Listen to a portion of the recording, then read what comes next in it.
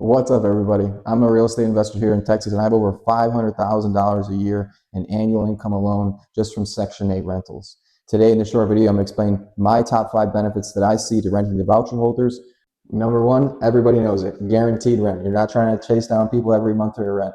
Now, yes, if they have income, they are eligible to pay a proportion of their rent. But if they do lose their job or whatever income source they have, one call to their caseworker and housing picks up whatever portion they had.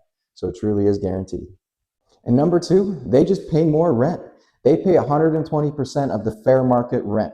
So say you have a 2-bedroom house that rents for $1,000 a month, they'll pay you $1,200 for that same 2-bedroom.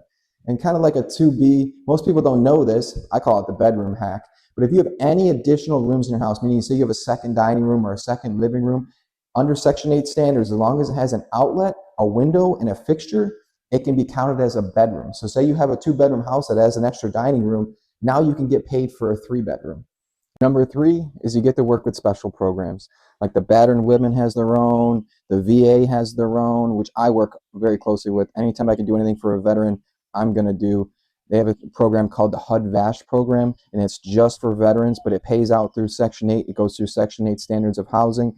But I get calls from the local VA all the time.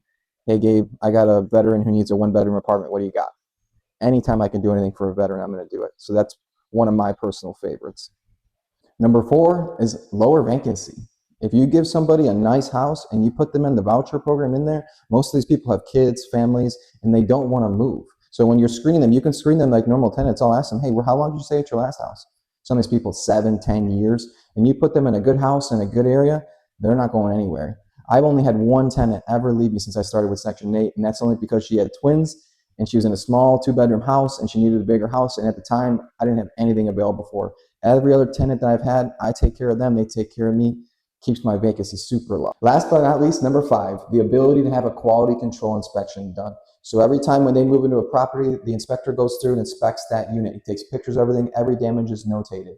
So say you're doing a quarterly inspection and you see a window broken or drywall's damaged, whatever it is, you can actually call the housing authority and they'll send the inspector out there and they will be the ones that tell them, hey, you have X amount of days to fix this. I'll be back in 2 weeks to fix this, however many days it is. And they are forced to fix it or they're in possibility of losing their voucher. I've yet to have anybody not fix something within their deadlines.